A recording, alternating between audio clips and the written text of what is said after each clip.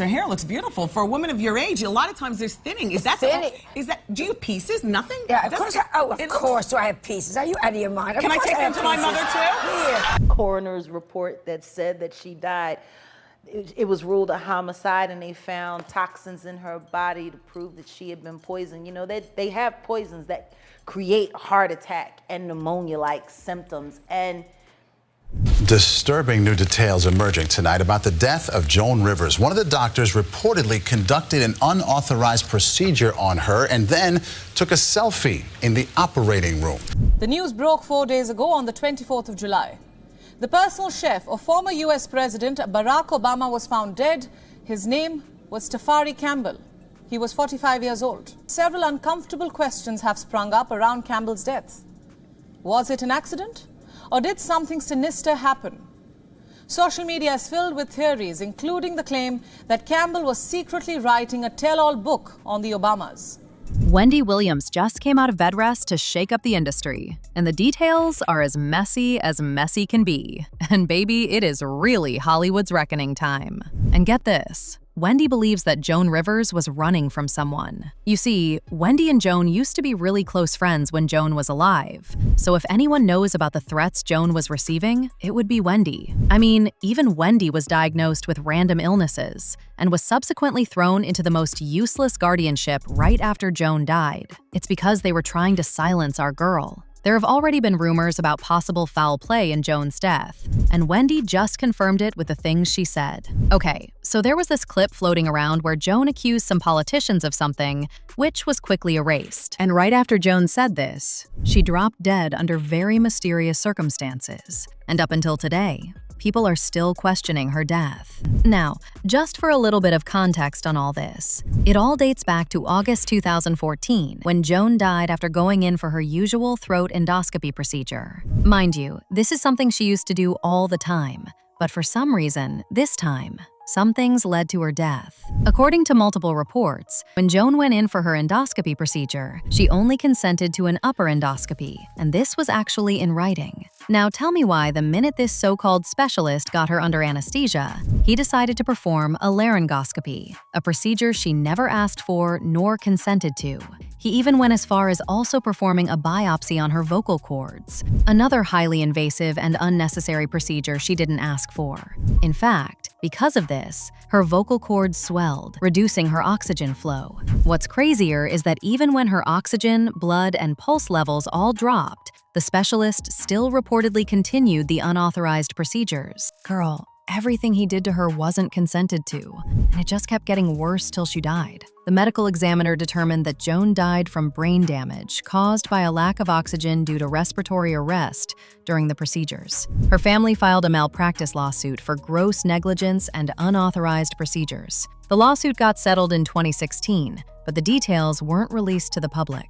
And get this, another sketchy doctor from that clinic decided to take a selfie with Joan while she was heavily sedated and fighting for her life. Sources tell the network the biopsy took place after the authorized Dr. Lawrence Cohen performed an endoscopy on Rivers looking for possible digestive issues. During the procedure, he reportedly found something. Even more shocking, CNN also reports that staffers told investigators that Rivers' personal doctor was seen taking selfies while the entertainer was under anesthesia. The network reports Rivers' doctor was not authorized to do a biopsy and was not certified to operate at the office where the procedure was being done.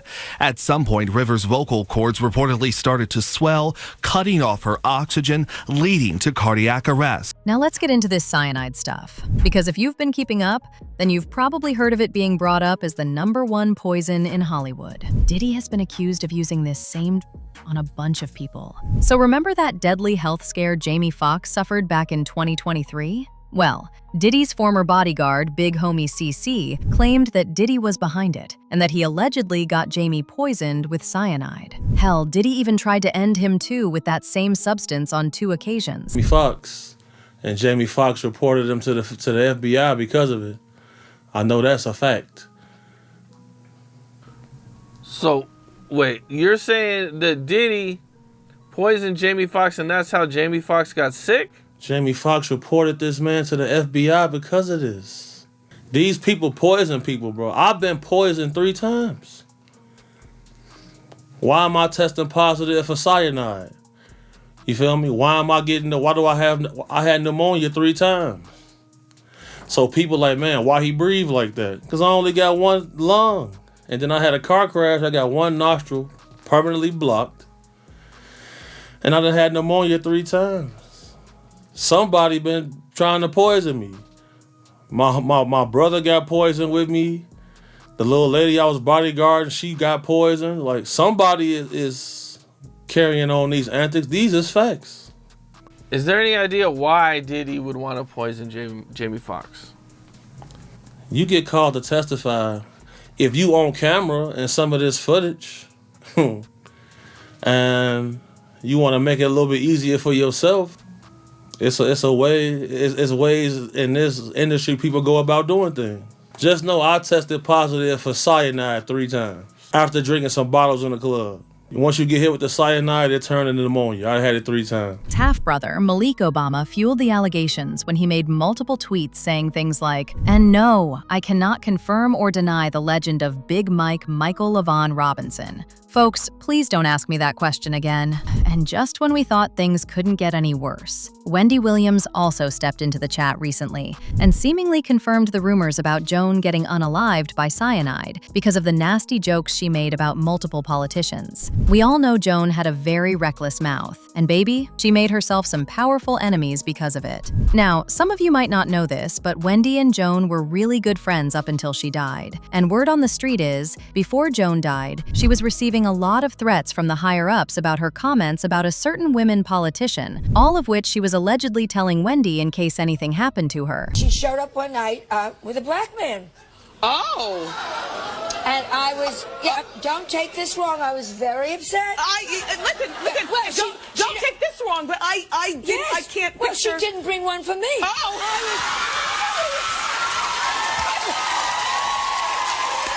But baby, they threw our girl into a guardianship and pumped her up with she didn't need before she had the chance to tell us what the real tea was. A lot of folks have even been bringing up Wendy amidst all these back-to-back exposé of these celebrities, because if she were still on air, things would be much worse than they are now. Now, when it comes to the exact jokes she made to piss off these politicians, there are actually a bunch of them, but I'm going to do my best to break it down a couple of them for y'all. For example, between the years of 1983 to 1985, our girl made several nasty jokes about Queen Elizabeth and even Princess Diana. She usually made these jokes during her appearances with Johnny Carson, and this got her in trouble a lot.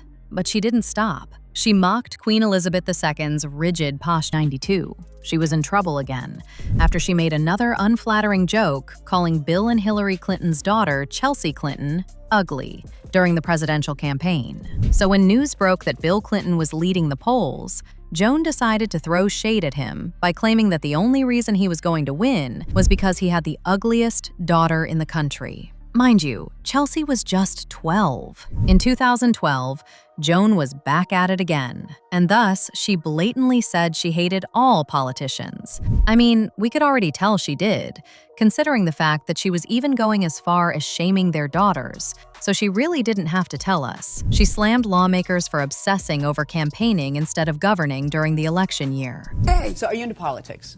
not at all. I think Me they're neither. all No, morons. I actually am. I hate them. Do you hate them all? I kind of do hate too. them all, I used yeah. to love watching the cable news shows. Don't have a uterus, I'm not interested. I don't want to hear you talk about it. I Don't don't want a hear. panel of men telling us about contraception and health plans. Now, going back to Wendy, folks are saying she knew way more than she was letting out, but decided to hold back so she doesn't end up getting targeted like Joan.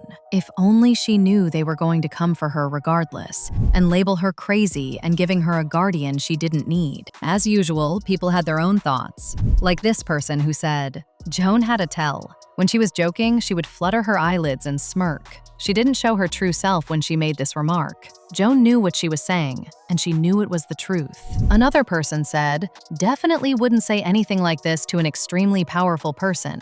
Weeks after she made this statement, deceased. But now I want to know your thoughts. Do you really believe that Joan's death had something to do with her comments about these powerful politicians? And what do you think of Wendy coming out of hiding to seemingly confirm these rumors? Let me know your thoughts in the comment section below. And don't forget to click here to watch this other messy video.